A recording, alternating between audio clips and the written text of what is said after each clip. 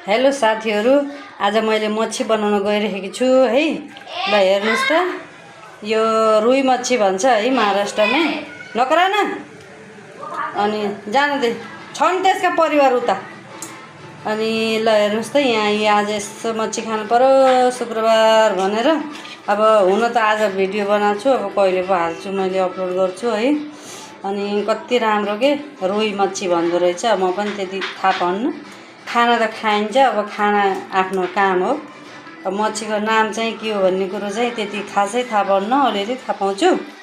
अनि आज यी मच्छी बनाउँदैछु। यसमा मैले सब नुन, मसला, हल्दी सबै हालेर मिक्स गर्दैछु।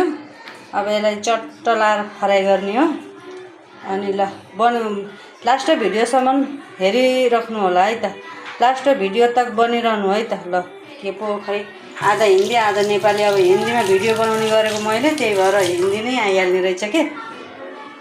ल है हेर्नुहोस् है साथीहरू, यी मच्छी फ्राई हुँदैछ यहाँ चाहिँ।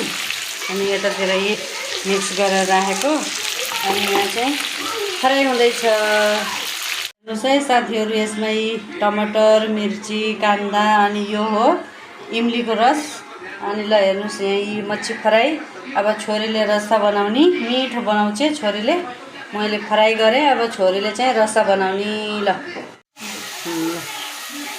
हेर्नुहोस् है साथीहरू, मेरो छोरीले बनाउनु लाग्यो माछाको झोल। कति मिठो, यी मैले भन्दा मिठो बनाउँछ छोरीले।